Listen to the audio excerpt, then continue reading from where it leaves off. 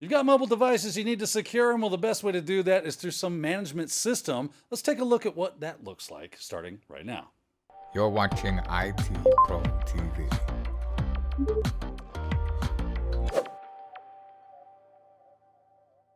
Welcome back to Security Plus here at IT Pro TV, and today we are talking about device management, those lovely little mobile devices we have in our pockets sitting in front of us. You probably got 2 or 3 yourself, and so do your friends and coworkers. So it seems that management might be a very important piece of the security puzzle.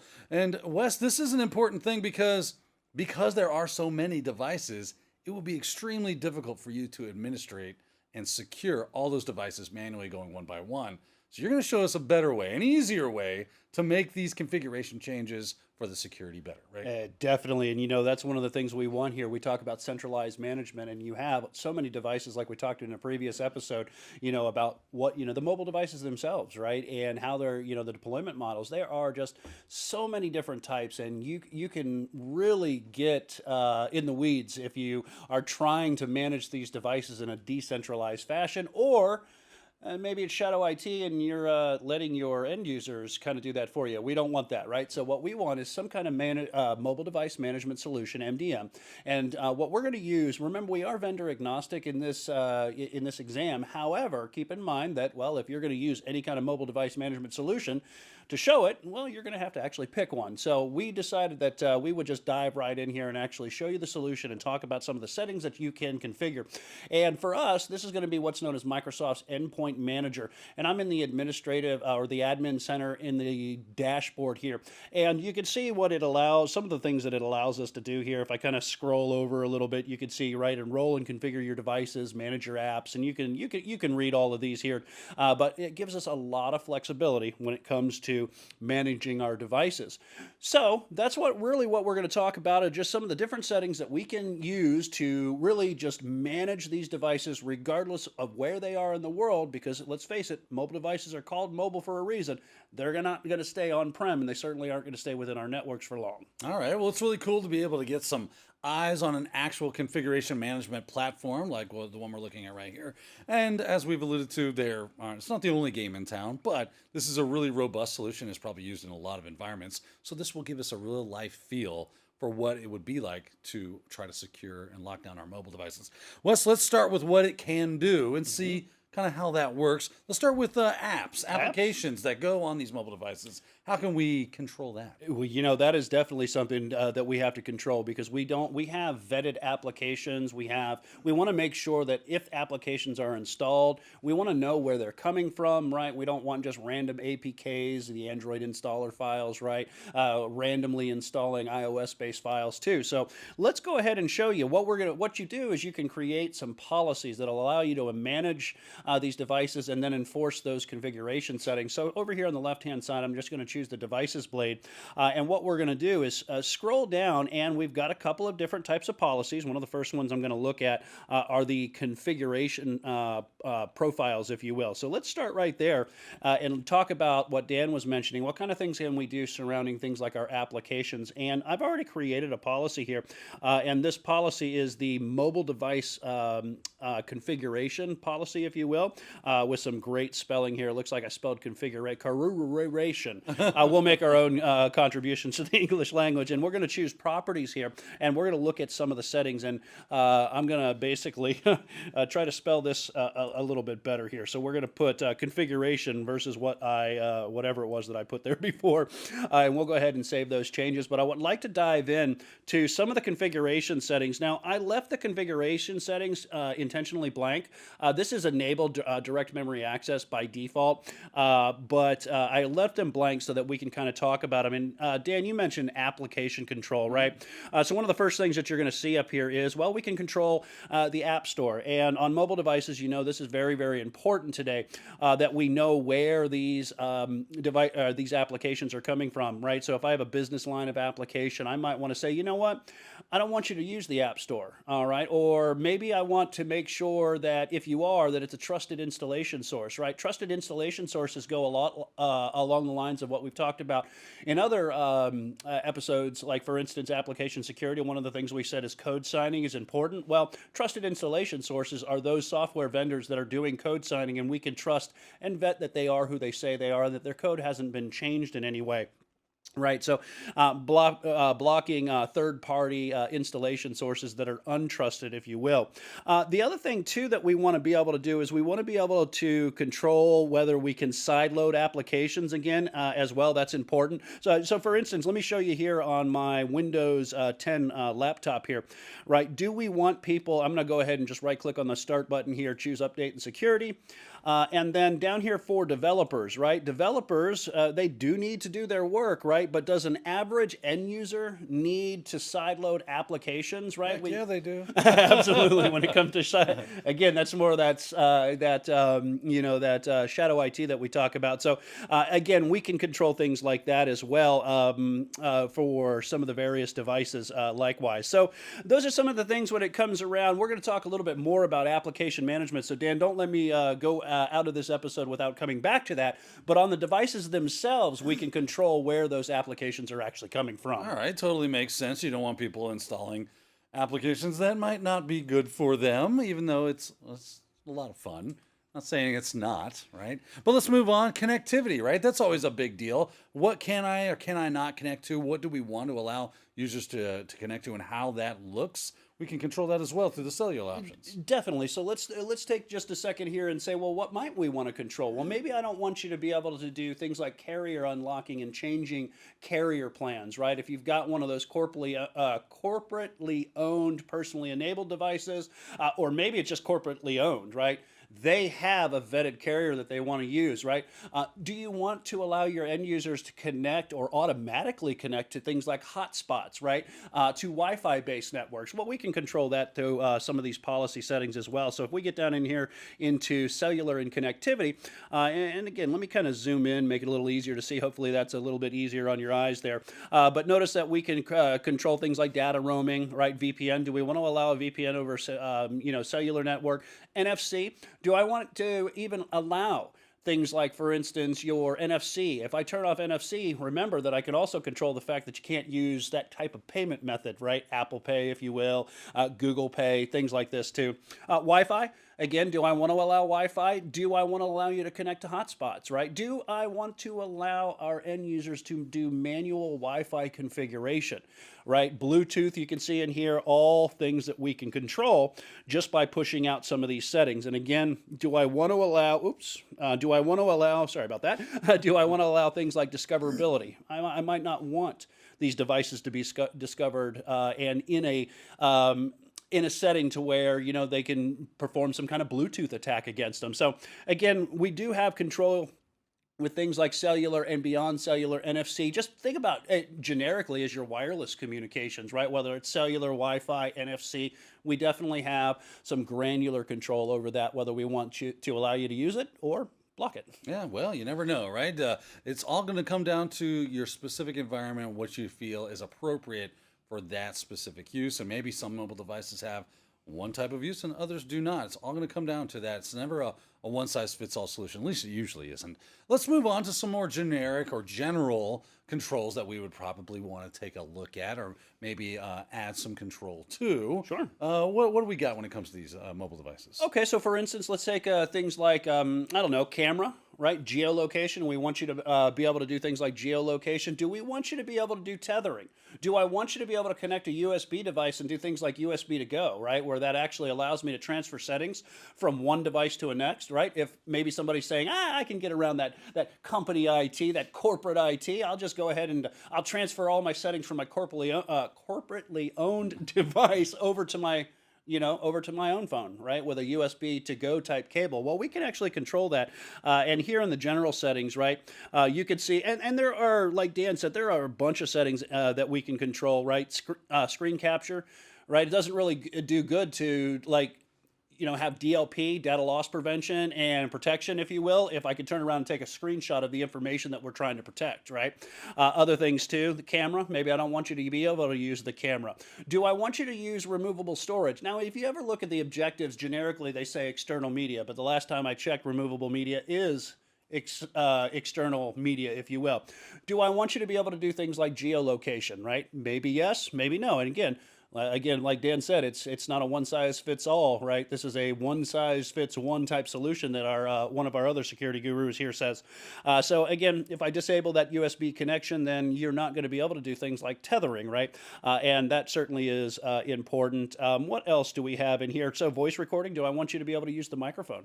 I might not want you to be able to use the microphone. In this case, we can basically disable this or allow, but we can disable it depending on whatever our corporate security policy might dictate. Yeah, there's quite a few options in that section, so you're really going to have to go through that with a fine-tooth comb. Make sure you got all the places that you feel should be controlled under your control in the way you want to do it. Let's move on to messaging, right? This is an interesting one because, I mean, people live on text, right? If I can't send text messages, I might as well just, give up on life because this is how I live in the world. I've actually recently switched to Signal, but that might be something that you want to control within the phone. Should my users have end-to-end encrypted text messaging, or should they be on a corporate text so that I can read those texts?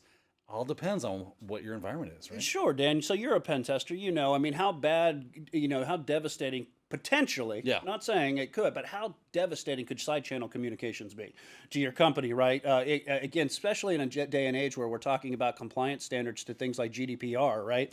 So for instance, if I come down here in messaging, we can actually control things like multimedia messages, as well as another platform that eventually, it's a slow to start, but eventually will take over and replace SMS-based messaging, and that's the, what is that, the rich communications signal, I believe, or service that it is. And again, we can control that here too. So the ability to control SMS, MMS, or RCS, if you will, a whole bunch of lovely acronyms there, really is contingent on the platform that you're using. All right. Let's start talking about those passwords though, right? Because if people have a device, hopefully you're pushing a policy that says, well, you got to have a password. You can't just anybody open the phone. That would be dangerous. And there's a lot of other password policy configuration settings we need to worry about as well, right, Wes? Definitely. And we've talked about password policy settings, and we've shown you on an Active Directory domain controller, and basically controlling that through a GPO. Well, that's great. That's great for workstations. It's good for machines that are joined to your domain, but a lot of times these devices aren't going to be domain joined at all. So how do you control it? And that's the great thing that we can implement through MDM solutions and enforce, if you will, password construction, password complexity. What are the requirements? Let me show you what I mean here. So in our password section, we've got all kinds of things that we can do. Now, everything's grayed out. So let me go ahead and just, and I haven't configured anything, but let me go ahead and just ungray by requiring these, right? I can set minimum length, right? A lot of things that we've seen here before. Now, be careful with this one. Number of sign-in failures before wiping the device. If you're like me, I fat finger the keyboard on a regular daily basis, and this might be like, for me, it might be 30 seconds going into my workday on Monday. Right? So things like screen locks. How long do we want to allow the screen or inactivity until the screen locks? Right? We talked about how good is or long can you use your password reuse, all things that we talked about already when it comes to password policies. So for instance, do I want to allow you to use biometrics? Do I want to require you to use biometrics? So in this case, more of a Windows specific thing, but we can say, hey, yeah, I want to allow you to use the Windows Hello device authentication. That's a facial recognition, right? So we can also control aspects of the biometrics authentication in here as well. So these are some of the things that we can do. Again, just remember, we can set password, we can control how passwords, as well as pins, your biometrics, and even screen locks based on inactivity to make sure that the devices do stay locked and only the authorized users are going to be able to access that device. Excellent stuff. I'm glad we have those capabilities built into this management system. I'm sure most of them will probably come with something very similar to that. Let's continue on though. Let's talk about we've got a whole episode based on endpoint protection management, right? This is an endpoint if you think about it. Everything you use that a user interacts with, that is going to be an endpoint. Does that work with these devices, Wes, or is it something separate? Yeah, absolutely. So inside, well, let me show you here. So endpoint security, for instance, if I use this blade right here, we've actually talked about, I'm glad you mentioned that, because we actually have endpoint detection and response, a topic that we've already talked about. The other great thing about working with the endpoint security here is, remember I said that we would come back to application management? Well, if you look here on the left-hand side, I have apps. And this is not just simply about saying, hey, where are these applications coming from in the third-party vendor or the stores, if you will. But when we look at apps in general, we're talking about what are the productivity apps that we want to assign. Do we want to assign them to people? Do we want people to have access to an Excel spreadsheet on their mobile device? Again, I don't have the right or wrong answer. It's really going to be what's up to you, because keep in mind, if we say, yeah, you can use Microsoft Excel, you can use Word, well, that means when you download that document, let's say off an Office 365, it's going to load up on that mobile device, right? And that's where things like, for instance, you might want storage containerization or isolation, if you will, saying that once that application shuts down, all of that information is scrubbed and it's kept in a protected location. So with the Endpoint Security Manager dashboard and our apps, essentially what we can do, not only doing things like endpoint detection and response, we can also do that application management that I was telling you about that we were going to come back to. So definitely be aware of it. Full circle, right back here, ladies. Yeah, there you go. All right, Wes, let's continue moving this train, because I know you got a lot of information to get through, so I don't want to bog you down. Let's go back to, you had another policy that you wanted to kind of work with us here. Explain why the two different policies and what we're going to do with that. Well, sure. So we've been talking about some of the things that are really specific to Windows, right? So let's go ahead and let's kind of jump the track and go on the other side of the tracks, and let's talk about some of the other operating systems that we can control, because they talk about things like rooting and jailbreaking. That's not going to be your Windows devices, right? That's going to be, rooting is going to be your Android devices, jailbreaking, if you will. That's going to be something like your iOS devices. Let me show you where we can do that too. So notice that I'm going to go ahead and I'm going to change my platform here, and you can see that I've got iOS, right? iOS and iPad OS, if you will. And we've got some policies here that we can look at as well. Notice I have a compliance policy, and if I click on this, you can see that this is the SY0-601 iOS compliance policy. We're doing the same thing here. We'll just look at some of the properties. Again, I intentionally left some of the compliance settings just unconfigured so that you can see this in here. So for instance, things like device health, do I want to allow a jailbroken device? Again, if I allow jailbroken devices, remember that they can use custom firmware, custom ROMs that they can put on that device. And again, that is could be a lot of those type of ROMs are unvetted, untested. They have things like nightly builds where you don't know if they're going to be a security vulnerability. So we can actually kind of change that if you want, and we can say, no, sorry, we're going to block all jailbroken devices. And again, remember, this is an iOS specific thing. Other properties too, remember things like context-aware authentication, right? When we say, all right, yeah, you can authenticate with this device, you can connect to our platform, but wait a second. Context says, what operating system are you using? What device are you using, right? So we can control what version of the operating system as well. Other things that are really cool too, let me go ahead and cancel out of this because we're not really making any modifications, Dan. What I really like too is that one of the things that this gives you the ability to do is push notifications, right? So notice there, if we find that a device is non-compliant, what do? Right? Well, the default is just to mark it as non-compliant. But we could go a little bit farther, and if I choose edit here, notice that I can also send push notifications to the end user that says, hey, your device is no longer compliant, and it sends exactly what it says. Sends it right to the phone, or it can send an email. Depends on how exactly you would like to implement it. So those are some of the things that we can do inside of iOS, but we can also do things with Android devices too. So if I go back to devices, I can go into Android, and remember we said that rooting is an Android thing, right? It's not an iOS. Concept is the same, right? But if we go into our compliance policies, I also have one in here for Android as well. We choose properties. We look at some of the settings here as well. We can do device health here too. And notice, notice my start screen. This is where we can set, hey, do we want to allow rooted devices or do we not want to allow rooted devices likewise? So a few different things that we, a couple more, robust things that we can do as well. There are a couple other things, Dan, I want to just talk about real quick, and that's things like, for instance, things like geolocation or geofencing, if you will. We've kind of talked briefly about that, but if I go down to compliance policies, and then we go to locations themselves, we can set these geofences up, right? So for instance, business office, one here for the studio. If we say business offices, notice that it's an IP range, all right? And if you connect from another location, right, it marks you as non-compliant, and we may or may not give you access to, but depending on where that location is. So we do have that ability, if you will, to do things like geofencing if we want. Maybe you get a certain level of permissions when you're in the business office, but if you're in the studios, you get another set of permissions and a different level of access as well. Finally, one last thing, and this is the thing I really like. This is the thing that can really annoy your end users, and that's the thing, something known as remote wipes, right? So let's say that we have a device that gets lost. All right, or maybe a user is leaving, a disgruntled employee left, and we want to make sure that that data doesn't sit on our devices, that corporate information. So if I go over to devices here, and really I could just say, hey, let's look at all the devices, and I'm going to take this laptop here, right?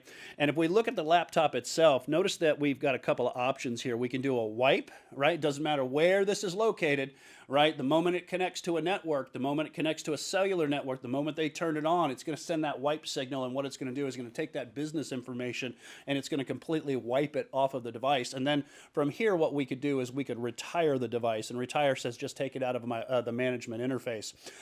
There might be a couple of situations where you do this. Maybe you're going to repurpose the device, give it to somebody else. You still want to wipe that data. Maybe you decide that you are going to allow the end user to keep that device. Maybe it's gone. You're buying new devices, and this is an old one. You say, hey, I've got some kind of reward program that says if you've had this device for this long, it's going to be yours, right? And we take it out of our management interface and we wipe all of that information. So just a couple of little things that we want to be aware of when it comes to mobile device management and enforcement. All right. You have plenty of security features and functionality that you can control using one of these management platforms. So if you have mobile devices, I highly recommend you picking a robust solution for your environment and putting it to work, making sure all those devices get locked down as you see fit as the security administrator. That said, we are out of time for this episode, but fear not, plenty more to come in Security Plus. We do look forward to seeing you then. Until then, you guys have yourself a great day. Thank you for watching IT Pro TV.